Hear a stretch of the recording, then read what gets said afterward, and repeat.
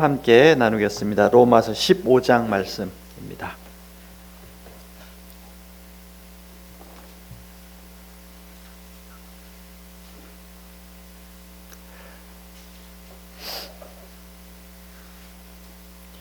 로마서 15장 1절로 7절 말씀 교독합니다. 한 절씩 교독하겠습니다. 믿음이 강한 우리는 마땅히 믿음이 약한 자의 약점을 담당하고 자기를 기쁘게 하지 아니할 것이라.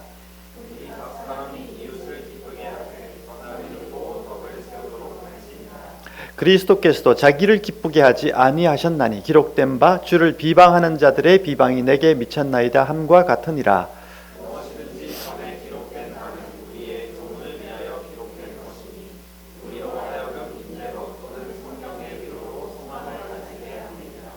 이제 인내와 위로의 하나님이 너희로 그리스도 예수를 본받아 서로 뜻이 같게 하여 주사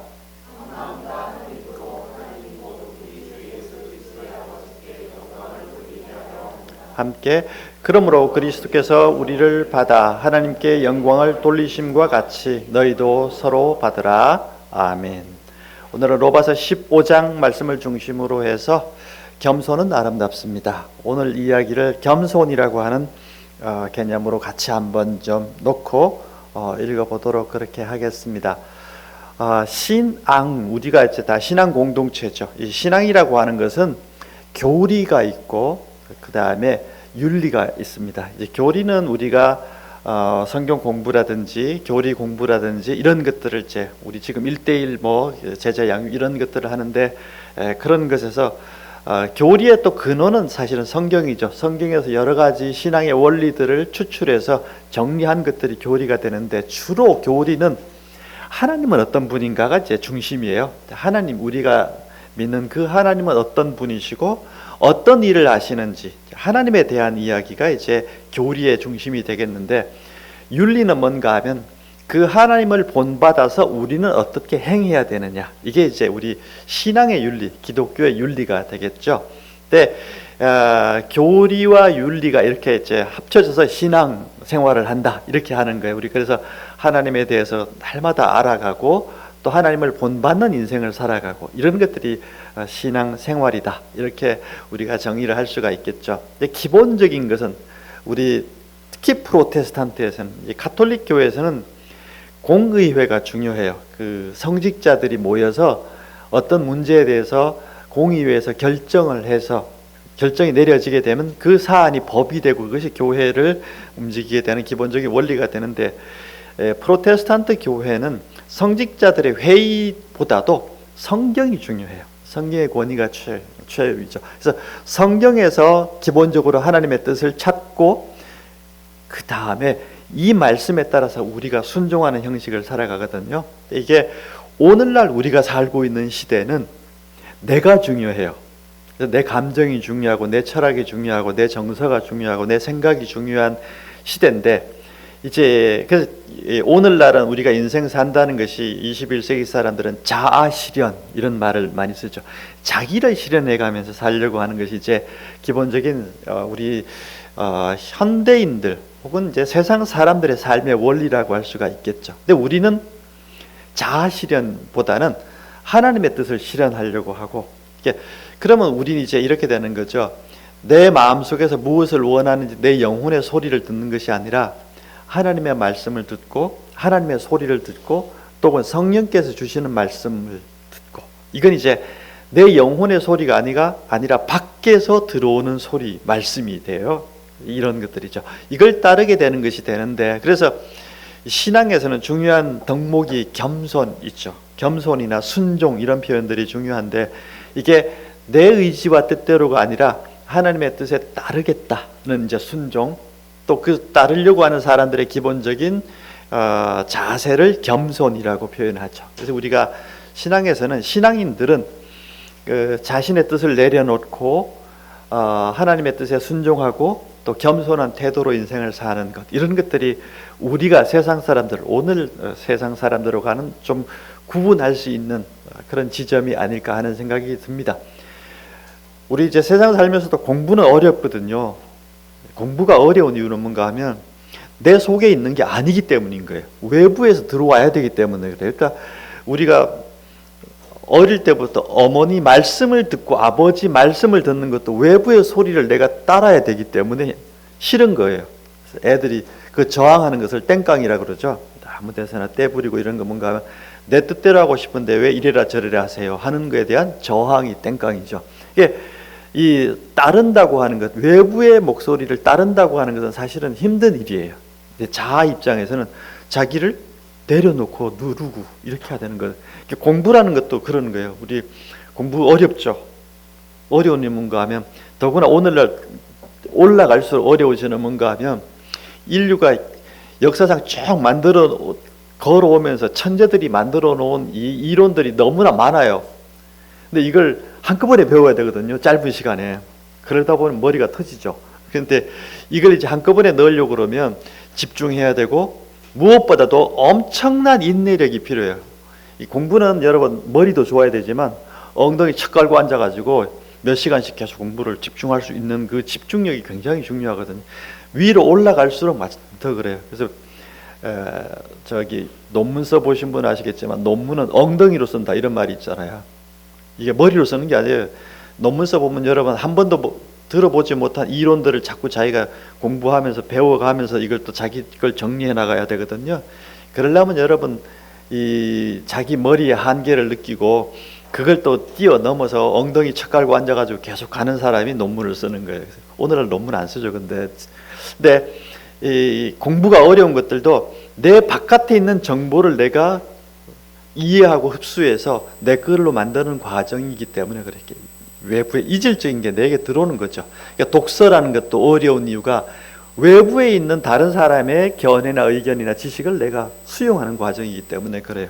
내 몸에서 태어날 때 가지고 있지 못했던 기능, 물속에서 수용하는 거. 인간은 땅 위에 살고 이러는데 물속에서 이거 하는 거는 우리가 기능적으로 갖고 태어나질 않아요. 근데 이걸 배우려니까 수용이 어렵죠. 근데 또 이제 기능적으로 엑셀이나 이런 것들을 배우는 것도 그렇고, 요즘은 AI 뭐 이런 것들을 배워가는 게 한 번도 내 몸속에서 갖고 있지 않았던 것들을, 외부의 것들을 자꾸 들여와야 되기 때문에 이 과정이 어려운 거예요. 이건 일종의 자기 포기도 필요하고 이런 거예요. 네. 그래서 이런 것들도 되는데, 공부가 어려운 이유, 외부의 소리를 계속 내가 듣고 따라야 되기 때문에 그래요. 신앙도 그래서 어려운 거죠. 신앙도 순종이니 복종이니 이런 것들이, 겸손이니 이런 것들이 어려운 이유가 내 바깥에 있는 것들을 자꾸 수용해야 되고, 내가 하고 싶은 대로 하지 않으려고 하는 게 억누르는 이런 부분들이 있기 때문에 그렇습니다. 그래서 프로이트가 그런 얘기 하잖아요. 문명인들은 영원히 욕구 불만 속에 살아야 돼요. 왜냐하면 그렇다고 공부를 안 하면 어떻게 되는가 하면 야만인으로 살아야 되죠. 그래서 문명인들은 대가를 치러야 되는데, 그게 뭔가 하면 욕구 불만, 문명에 대한 그 불만을 항상 우린 갖고 살아가야 되는 것이 우리의 운명이기도 하다 이렇게 얘기를 합니다. 우리는 이제 하나님의 말씀을 따른다고 하는 것이 이제 그게 해당이 되겠는데요. 우리 신약에서 제일 중요한 덕목 중에, 혹은 우리가 꼭 기억해야 될 덕목 중에 중요한 것이 이제 빌립보서 2장인데, 거기에 보면 예수님, 이건 예수님에 대한 이야기이기도 하지만 하나님에 대한 이야기이기도 한 거예요. 하나님은 어떤 분이고 그 하나님이 예수님을 통해서 자신을 어떻게 보여주셨는가 하는 것이 이제 예수님에 대한 이야기고, 그게 이제 빌립보서 2장에 나오게 되는데, 하나님이시지만 자신의 본체를 버린다 이렇게 나오죠. 이게 자기를 비운다는 거예요. 자기를 비우는 거죠. 비우고 종의 형태를 갖고, 자기를 비우고 종의 형태를 가지고 사람들과 같이 되시고, 그 사람들을 섬기기 위해서 자신의 몸을 내놓으시고, 그게 십자가에 죽으시고, 이런 과정들을, 이걸 이제 자기 비움 혹은 케노시스다 이렇게 표현을 하게 되는데요. 하나님 자신이 뭔가 하면 인간을 위해서 자신이 인간에게 필요한 것들을 채워주기 위해서 죽음을 선택하고, 때로는 인간을 위해서 인간에게 복종하고 인간에게 순종했던 분인 거예요. 하나님은 다른 신들하고 결정적인 차이가 이런 거예요. 대부분의 신들은, 동서양의 다 신들은 뭔가 하면 자기가 영광을 받고 제사를 받죠. 그리고 마음에 드는 놈한테 축복해주고 마음에 안 들면 혼내고, 이게 동서양의 신들이란 말이죠. 제우스 신 같은 것도 그렇고, 우리 그래서 잘 봐주세요 하고 동양 사람들 서양 사람들이 하는 게 제사잖아요. 우리 제발 잘 봐주세요. 피조물들이 다 제사 지내면 그걸 흠양하고 그래 알아서 축복해줄게 이렇게 나가는 게 신인데, 이 성경의 하나님은 그런 분이 아닌 거죠. 인간을 섬기기 위해서 자신이 자발적으로 인간에게 오시고 또 인간에게 필요한 것들을 생명을 부여하기 위해서 십자가에 죽으시고 이런 게 길을 걸으셨단 말이죠. 이런 이게 자기 비움이나 오히려 인간을 위해서 자기 죽음을 선택하셨던 이런 길을 걸으셨던 게 하나님인데, 이제 이 신약 성경에서는 이게 명확해요. 하나님이 어떤 분인가에 대한 이 개념이 명확해요. 그래서 사복음서라든지 바울이 이야기하는 것들을 가만히 보면, 율법에 대한 문제라든지 이런 것들을 잘 보면 은혜나 복음으로 구원받는다고 하는 것은 뭔가 하면 하나님께서 우리를 위해서 그렇게 자신을 내려놓으시고 헌신하시고 우리를 위해서 희생하셨다고 하는 그 자체로 구원을 받는 거지, 우리가 하나님께 잘 보이고 올바르게 살아서 되는 게 아니다. 이게 이제 율법과 은혜의 차이가 되겠죠. 하여간 우리가 하나님은 어떤 분인가에 대해서 쭉 신약은 다 그런 것들을, 자기 비움과 하나님께서 인간을 위해서 자기를 희생하셨다 이런 것들이 쭉 나오게 되는데, 우리는 이제 신약 성경에서 예수님의 제자들을 다른 개념으로는 하나님의 자녀다 이렇게 표현을 하는데, 이건 자녀라고 하는 표현을 쓸 때는 자녀의 특권을 이야기하는 것이기도 하지만, 이거는 리semble, 닮음, 본받음에 대한 이야기이기도 해요. 자식들은 아버지하고 어떻게든 닮아요. 제가 아들들 보면은 제 모습이 항상 있죠. 또 혹은 저희 아내의 모습들도 있습니다. 우리 1번 아들은 제가 약간 꼰대 기질이 있거든요. 약간 꼰대 기질이 약간 있더라고요, 보니까. 둘째는 약간 게으른 기질이 있는데 제가 또 약간 게으른 기질이 또 있어요. 그러니까 제 이미테이션이 있는 거죠. 아버지를 다 자녀들은 닮게 마련인데, 신약 성경에서 이제 마태복음 우리 산상수훈에도 그렇지만 너희 아버지의 온전하심 같이 너희도 온전해라 이렇게 나오는데, 그게 뭔가 하면 하나님을 본받는 거예요. 본받는 것. 다 하나님의 속성과 하나님께서 하신 일들을 자녀들인 우리도 본받는 것. 그게 이제 우리 자녀 공동체들이 가야 할 길이고, 그게 이제 어떻게 보면은 하나님께서 그렇게 하시는 것이 진리이고 가장 좋은 길이기도 했던 거죠. 그러니까 우리도 가장 아름답고 좋은 길을 선택해 봐라 이렇게 하는 것이 이제 시작에서 이야기하는 윤리입니다. 오늘 읽은 이 로마서 15장 부분은 윤리에 해당되는 부분인데요. 로마서를 전체적으로 쭉 보면 1장부터 8장은 하나님이 우리를 어떤 식으로 구원하시는가, 이제 기본적인 교리적인 부분인데, 율법과 은혜에 대한 이야기인데, 사실은 하나님이 우리를 구원하실 때는 하나님의 사랑으로 구원하시죠. 이렇게 나오는 거예요. 결론적으로 8장 부분에 가면. 그래서 우리가 그 사랑을 믿고 그 사랑을 따르고 또 하나님께서 하시는 일들을 우리 마음 가운데 영접해서 그것을 따르는 것, 이것을 이제 사랑이라고도 하고 때로는 성령의 법이라고도 하는 거예요. 그래서 하나님의 일에 대한 부분이 먼저 나오고, 9장부터 11장은 이제 이스라엘의 운명에 대한 부분이에요. 이스라엘이 예수님을 안 믿는데 이거 어떻게 될까요? 이 문제인데, 잠시 이방인들을 믿게 하기 위해서, 자녀 삼기 위해서 하나님께서 이스라엘을 잠시 저렇게 하지만 언젠간 돌아오게 할 거다, 이런 것들로 이제 되겠죠. 12장부터는, 그 이후부터는 15장까지는 주로 우리 하나님의 자녀들은 어떻게 공동체 생활을 해 나가야 되느냐, 외부와도 관계 있지만 공동체 안에서 어떻게 행해야 되느냐, 이런 것들이 이제 중심적인 것들이 됩니다. 그리고 그 부분에 이제 15장 뒷부분 16장은 이제 마지막 사람들에게 이 사람들 인사하고 문안하고 이런 이야기들이 되는데요.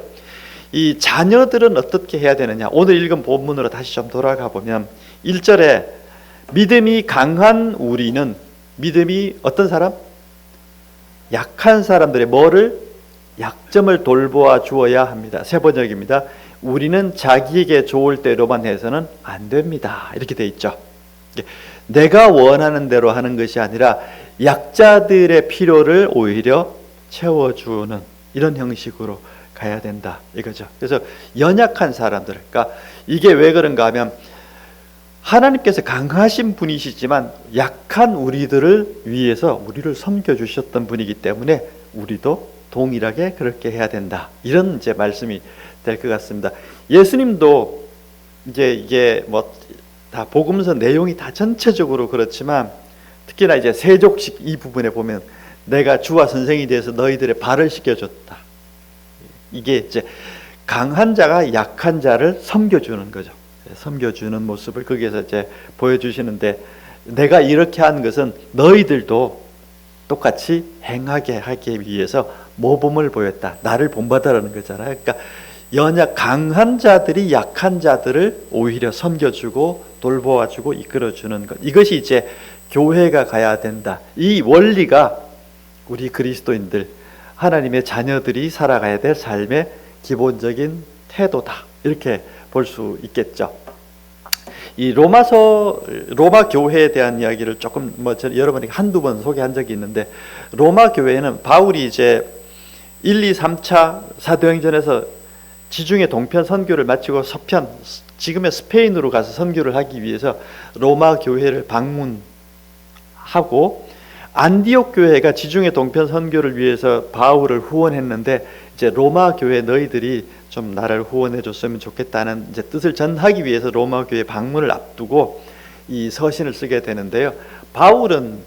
신약에서 바울은 이게 메이저 예수님의 12 제자가 아니었기 때문에 항상 이 사람이 아예 정체성이 이제 자꾸 사람들한테 의심을 받아요. 그러니까 당신이 어떤 사람인지 뭐 보여주세요. 이런 것들이 요구들이 많아서 이제 고린도서도 쓰게 되고 이렇게 되는데, 로마에서도 이런 의문을 갖고 있는 사람들이 조금 있었던 것 같아요. 그래서 이분이 자신이 믿는 신앙의 본질에 대해서 기록하는 거예요. 그래서 나는 이렇게 믿는다. 그래서 이렇게 이제 그것이 이제 주로 1장 8장에 나오지만 그 다음 이제 쭉 그 로마 교회가 처한 상황이 있었는데, 이게 우리 실제 역사에서 있었던 일입니다. 그 로마 황제 중에 클라우디우스 황제라는 사람이 있는데 이분이 또 재미있는 분입니다. 이분 앞에 황제가 칼리굴라라고 하는 황제가 있었는데, 이 칼리굴라 황제는 어떤 사람인가 하면 마음이 심약한 사람이었던 것 같아요. 그래서 자신의 황권에 도전하는 사람들이 이제에 대해서 의심이 계속 많았어. 그래서 이 사람이 피해 숙청을 엄청나게 많이 한 사람입니다. 조금만 뭔가 자기한테 밉보이면 막 반란자로 몰아가지고 죽이고 이렇게 해서 막 피해 숙청을 엄청 많이 하게 하는 사람인데, 그 와중에 그 황제가 될 수 있는 사람 후보 중에 클라우디우스도 있었어요. 근데 이 사람은 용케 살아남아가지고 있었는데 왜 그런가 하면 일단 신체적으로 장애를 갖고 있었어요. 그 다음 두 번째 뭔가 하면 바보짓을 했어요. 다윗도 그런 거 있잖아요. 이 사람이 약간 멍청한 바보처럼 좀 지능지수가 떨어지는 사람처럼 행동을 했어요. 그러니까 쟤는 절대 그를 내가 황권에 도전할 사람이 못 돼. 이렇게 해서 그냥 제쳐놔서 살아남았죠. 근데 칼리굴라가 나중에는 이제 너무 심하니까 그 근위대가 이 사람을 죽이죠. 죽이고 바로 이제 이제 피바람이 불고 있는데, 이 클라우디우스가 그 황궁에 살고 있었던 모양에 있는데 자기도 죽을 줄 알고 이제 벌벌 떨고 있는데 그 근위대가 와가지고 황제 폐하 이렇게 하면서 다들 절을 해가지고 그때부터 황제로 추대가 돼가지고 이 사람이 황제가 된 사람이에요. 근데 이 사람이 정작 황제가 되고 딱 즉위에 오르고 났는데 바보가 아니었던 거예요. 심지어 이 클라우디우스의 엄마도 니는 바보야라고 노래를 부르고 다녔던 사람이에요. 그랬는데 또 사람들한테 비난할 때 이 엄마가 그랬대요. 비난할 때도 좀 멍청한 일을 하겠지. 제대로 일을 못하면 너는 클라우디우스보다 내 아들보다 머리가 나빠. 이게 최고의 욕이었어요. 근데 그렇게 자기 아들을 그랬는데 딱 황제가 되고 나서는 이 사람이 행정의 달인이야. 엄청나게 행정을 잘해서 이 사람이 치세할 때는 로마가 다시 이제 평화를 찾고 이런 시절이 있었다. 이제 그 다음 끝부분하고 그 다음은 이제 네로 황제로 연결이 되면서 이게 좀 비극적인 사건들이 연결이 되는데요. 이 행정을 잘하는데 이분 재위 기간에 로마에 어떤 일이 있었는가 하면 유태인들 사이에 소요가 생깁니다. 유태인 사이에 왜 소요가 생겼는가 하면 예수 믿는 유태인하고 예수 믿지 않는 유태인들이 서로 예수님이 그 그리스도의 문제 때문에 이 다툼이 자꾸 생겨요. 그러니까 이 시끄럽게 하니까 어떻게 하는가 하면 이제 로마 시내에 살고 있는 유태인들은 다 나가 추방령을 내리죠. 그게 49년 50년쯤에 있었던 일에 다 싹 나갔습니다. 유태인들이 싹 빠지고. 그러면 로마 시내에 있는 그리스도인들이 있는데 뭔가 하면 유태인 그리스도인들은 없어요. 이방인들 그리스도인들만 남는 거죠. 근데 그러고 난데 이분이 이제 몇 년이 지나고 난 다음에 스물스물 이제 추방령이 풀리면서 다시 추방됐던 유태인들이 로마 시내로 돌아왔어요. 돌아와고 보니까 이방인 그리스도인 교회가 엄청 부흥이 돼 있어. 이 사람들이 큰 교회를 이뤘어. 이 사람들은 이게 오히려 마이너 소수자가 된 거죠. 그래서 이 바울이 지금 로마 교회 이 서신을 쓸 때 15장 1절에 강한 자는 누구일까요? 이방인 그리스도인들 너희들을 그 유태인들 그러지 마라 이 얘기예요. 사실은 배경적으로. 근데 강한 자가 약한 자를 받아줘라 이렇게 할 때 여기에는 인종적인 문제도 개입이 돼 있어요. 여러분 당시에 유태인들은 로마 사회에서는 마이너 그룹이에요. 그죠? 식민지 사람들이란 말이죠. 그러니까 이 사람들이 돌아와가지고 같은 그리스도인 교회 공동 교회 사람이라고 물론 한 교회는 아닙니다.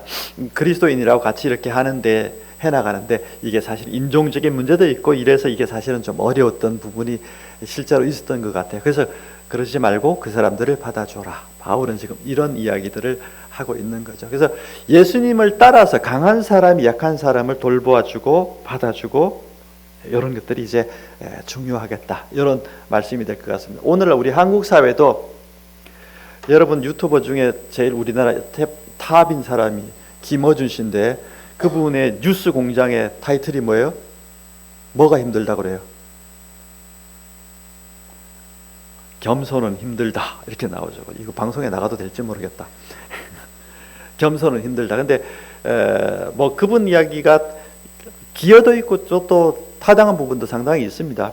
근데 이걸 이제 보시는 한국 분들도 굉장히 많으시고 이제 이렇게 되는데 기독교적인 가치하고는 조금 결이 다르다 이렇게 말씀을 드릴 수 있어요. 왜냐하면 우리는 겸손을 최고의 덕목으로, 그러니까 겸손이 힘들다라고 할 때는 뭔가 하면 나와 반대되는 사람들을 내가 이해하고 받아주기는 힘들다. 나는 강한 자 입장에서 약한 자, 특히 결이 다른 사람들을 받아주고 색깔이 다른 사람을 받아주기는 힘들다 이 얘기거든요. 근데 지금 우리 성경의 입장에서는 뭐냐 하면 오히려 그런 사람들을 받아줘야 되는 거예요. 받아줘라. 이런 이제 결에서 차이가 조금 있습니다. 그래서 우리가 이걸 이제 해 나가는 이유가 뭔가 이제 겸손이 힘들다와 저는 겸손은 아름답다고 지금 오늘 타이틀을 내걸었는데 어떤 차이가 있는가 이제 이런 건데 가는 결말들이 달라지게 됩니다. 자, 2절은 우리 각 사람이 이웃을 기쁘게 하되 자 자기를 기쁘게 하는 게 아닙니다. 우리 존재 자체가 왜 그런가 하면 하나님도 스스로 자기를 기쁘게 하는 일에는 관심이 없으시다. 누구를 기쁘게 해?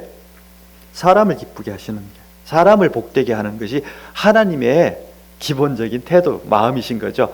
그래서 선을 이루고 덕을 세우도록 할지니라 그리스도께서 또 자기를 기쁘게 하지 않으셨다. 이게 명확하잖아요. 그래서 여기서 말씀하시는 이제 선, 덕 이런 것들은 뭔가 하면 여러분 우리 선하다, 뭐 악하다, 덕스럽다, 덕스럽지 못하다 이런 것들을 용어들이 가지고 있는 기본적인 그 개념이 뭔가 하면 선이라고 하는 것은 공동체에 유익이 되는 것을 선이라고 그래요. 영어로는 goodness 이렇게 부르잖아요. 우리 동양에서는 선 이렇게 착할 선자로 부르는데 서양에서는 good, 좋은 것, 공동체의 좋은 것.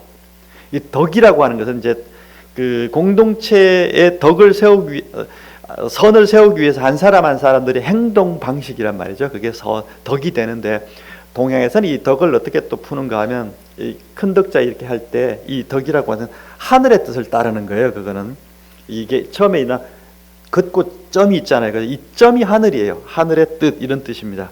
그걸 눈으로 보고 마음으로 일심으로 행동한다 이런 게 이제 덕이거든요. 근데 이게 이제 하나님의 뜻을 우리로 해석하면 하나님의 뜻을 좇아서 행하는 것이 동양적인 개념에서는 덕이에요. 그래서 예수님 하나님의 뜻을 따라서 이웃을 기쁘게 하는 것, 나 자신이 아니라, 이런 것들이 우리들의 기본적인 태도다. 이건 고린도전서 13장도 마찬가지. 고린도전서 13장도 결국 가려고 하는 게 뭔가 하면 공동체 전체 평화를 위해서 우리가 하나님께서 행하신 대로 사랑은 모든 것을 참고 모든 것을 참아주고 모든 것을 받아주고, 이런 것들이 다 사랑과 연관이 되어 있고, 여기서는 선 혹은 덕이라고 이렇게 표현을 하고 있죠. 5절에 이렇게 되어 있습니다. 인내심과 위로를 주시는 하나님께서 여러분 선과 덕을 세워서 공동체 평화를 이루기 위해서는 반드시 따라야 되는 게 뭔가 하면 인내와 위로, 인내해 주는 거, 사람을 참아주고 기다려 주는 거, 인내해 주는 거, 그 다음에 자신의 마음이 아니라 상대의 마음을 헤아려 주고 보듬어 주는 것, 이런 것들이 하나님께서 주시는 마음인데, 하나님이 그러신 분이고, 여러분도 예수를 본받아서 자 인내와 위로심을 가지고 공동체의 덕과 선을 세우면 이제 그제서야 가능한 것이 같은 생각을 품게 하는 것. 우리 교회를 공동체라고도 부르는데 그런가 하면 같은 생각을 갖는 게 중요해요. 동일한 감정이나 정서나 마음을 갖는 게 중요하죠. 그죠? 그래서 우리가 결국은 이제 가려고 하는 것이, 하나님의 나라는 뭔가 하면 다 일체 획일화가 아닙니다. 하나된 마음을 가지고 연합할 줄 아는 이런 마음을 갖는 거. 이게 이제 그래서 로마 교회도 유태인 이방인 이렇게 가르지 말고 하나 되는 거. 그건 하나님의 뜻을 따라서 행하는 공동체는 하나된 공동체가 된다, 이런 것이 되겠죠. 그래서 같은 생각을 품게 하는 거, 이게 이제 하나님의 뜻이고 또 그것을 행하도록 우리에게 요청하고 있습니다. 그러므로 그리스도께서 우리를 여기서 받는다고 하는 것은 매우 연약한 사람들 혹은 이질적인 사람들을 받아줘. 이제 하나님도 예수님도 자신들, 하나님과 예수님과 다른 사람들, 이질적인 사람, 그걸 죄인이라고 그러죠. 완전하신 선이고 빛이신데 죄인들이거든요. 죄인을 하나님께서 받아주시고 용서해 주시고 하셨듯이 우리도 그리스도를 따라서, 그렇죠? 우리를 이렇게 받아주시는 그 하나님을 따라서 사람들을 받아주는 거. 받아주는데 그 받아주심을 통해서 우리는 하나님께서 받으심을 통해서 따라서 다른 사람을 받아줌으로 우리가 서로 받아주는 거. 그래서 일치해 가는 거. 이게 이제 교회가 가야 될 중요한, 그러니까 1절부터 7절까지의 전체적인 결론은 서로 받아주는 거. 그건 이제 겸손한 사람들만이 할 수가 있고 순종하는 사람들만이 할 수가 있다, 이런 말씀이 될 것 같습니다. 네, 여러분, 사람에게 여러 가지 행복이나 이런 것들이 오늘날은 다 소유를 통해서 사람들은 많은 것들을, 행복을 이제 향유하려고 하는데 사람들로부터 주어지는 사람들의 일체된 마음과 또 공동체적인 이런 마음과 또 주고받는 것이 서로 받아들여지는 거, 헤아려지는 거. 목사는 성도들에게 받아들여지고 성도들은 또 목사에게 받아들여지고 우리는 하나님에 받아들여지고 하나님은 우리를 받아주시고, 이 받아들여주는 거. 작게는 이제 실제 경험에서도 말 한마디도 이렇게 받아주는 거. 내가 말을 했는데 저 사람이 내 말을 받아서 어이구 그래요, 같이 호응해주고 공감해주는 거, 이런 것들이 다 받아주는 거죠. 이 존재성을 받아주는 것을 통해서 사람은 행복감을 누릴 수 있어요. 부부 생겼는데 부부도 서로를 받아주는 거. 나랑 다른 성격이나 스타일이나 언어도 받아주는 거. 서로 받아줌으로써 일체해 가는 거. 이게 이제 중요하겠고, 보세요. 그 받아주는데 중요한 건 뭔가 하면 그 받아줘서 하나가 되는 것이 하나님께 영광이 되는 거예요. 예수님께서 우리를 자신의 몸을 깨트려서 받아주심으로 말미암아서 하나님께 영광이 됐다, 이렇게 나오잖아요. 그게 하나님께 영광이 되는데 우리도 일상에서 받아줌으로써, 공동체가 서로를 받아줌으로써 하나 되고 그것이 하나님께도 영광이 돼. 왜 하나님은 그걸 영광스러워할까요? 본인의 자녀들이 자신과 동일한 방식으로 생활을 하시기 때문에. 다른 말로 하면 삶으로 하나님을 받아준 거예요. 그게 그런 원리 속에 우리가 살고 있고, 거기에는 아름다움이 있습니다. 아름다움도 있고 행복도 있고 거기엔 축복도 있고, 그렇다 이렇게 볼 수 있을 것 같습니다. 저는 이런 겸손, 받아줌에 대해서 생각할 때는 요셉을 빼놓을 수가 없다. 알다시피 자기를 팔아넘긴, 죽이려다가 팔아넘긴 형들이잖아요. 나중에 이제 애굽의 총리가 돼가지고 형들이 약자가 돼가지고 찾아오죠. 근데 끝내는 어떻게 하는가 하면, 뭐 여러 가지 스토리가 있긴 하지만 끝내는 45장에 가면 이런 얘기, 당신들이 나를 이곳에 팔았다고 해서 근심하지 마십시오. 한탄하지 마십시오. 하나님이 생명을 구하시려고 나를 당신들보다 먼저 보내셨습니다.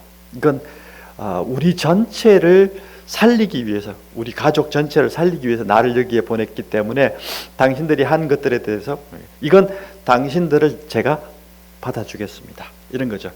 어떻게 보면은 형이지만 원수죠. 그렇지만 이걸 다 이제 받고 넘어가는 이런 모습들을 보게 됩니다. 다윗 왕이 이제 이 사람이 왕이 되기 전도 상당히 어려웠지만 왕이 되고 난 이후에는 아들 중에 압살롬이라는 아들이 아버지에게 반란을 해가지고 왕권을 탈취하려고 시도를 하잖아요, 그죠? 근데 이게 어떻든 여차저차 해가지고, 여러분 이제 그 이야기는 사무엘하에 기록이 되어 있으니까 우리 보도록 하시고, 이 반란을 일으키고 이제 쭉 마하나임으로 갔던 다윗이 이제 반대로 이제 역공을 해서 이제 반란 세력들을 진압하기 위해서 요압 장군을 비롯해서 이제 군인들을 딱 세워놓고 출정하기 전에 한마디 딱 하잖아요. 왕이 요압과 아비새와 이때에게 명령하여 이르되 나를 위하여 젊은 압살롬을 어떻게 하라고요? 너그러이 대해라. 죽이지 말라는 거예요. 근데 물론 저 사람들은 그 분노감을 이기지 못해서 결국은 요압이 죽이죠, 그죠? 죽이긴 하는데, 요압은 항상 그래요. 그래서 다윗하고 요압의 차이가 여기서 나오게 되는데, 다윗은 항상 너그럽게 하려고 그래요.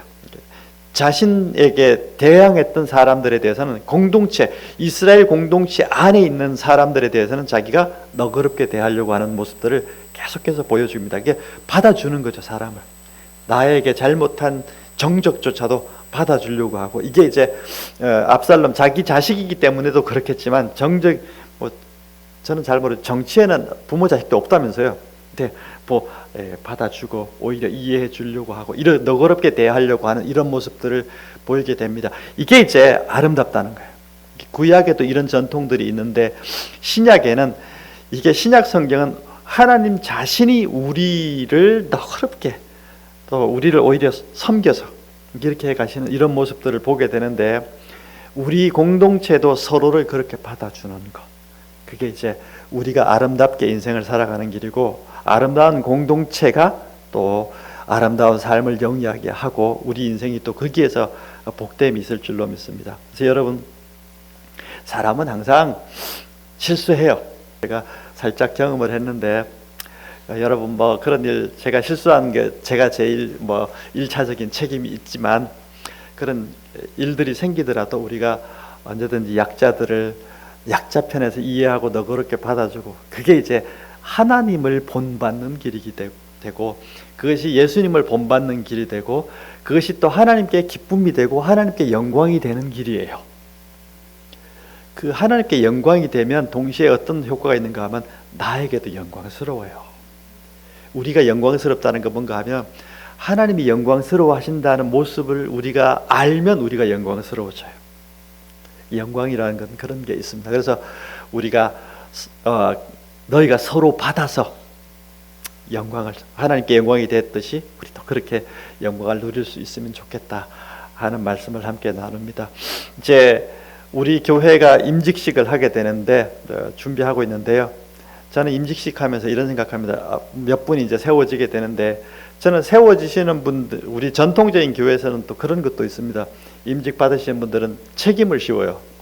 뭐도 하시고 뭐도 내시고 어떻게 하시라고 책임을 자꾸 씌웁니다. 물론 조금 더 믿음이 강하신 분들이니까 조금 더 이제 교회에 대해서 책임을 갖고 이렇게 의식을 갖는 건 좋은데 저는 그러고 싶지는 않습니다. 하고 제가 임직하시는 분들 더 잘 섬기겠습니다. 임직하시는 분들은 그 믿음이 더 연약한 사람들 더 잘 섬기십시오. 교회는 그렇게 가야지 자꾸 이제 내가 이제 완장 찼으니까 너들 내가 시킨 대로 해 이렇게 가면 이제 이게 교회가 교회스럽지가 않게 돼요. 그래서 제가 임직 받으시는 분들은 커피 한 잔 더 사줄게요 앞으로. 그렇게 하고 여러분들도 그렇게 믿음이 연약한 사람들을 오히려 더 잘 섬겨서 아름다운 공동체를 또 하나님의 기뻐하시는 그런 공동체를 세워갈 수 있으면 좋겠습니다. 기도하겠습니다. 주님 감사합니다. 오늘 하나님을 본받는 교회 공동체에 대한 말씀을 함께 나누었습니다. 우리도 하나님께서 그리스도를 통해서 우리를 섬겨주셨듯이 우리도 그렇게 섬김을 통해서 아름다운 공동체를 이루어갈 수 있도록 인도해 주옵소서. 그래서 겸손의 아름다움을 맛보고 누릴 수 있도록 인도해 주옵소서. 예수님 이름으로 기도합니다. 아멘. 찬송가 620장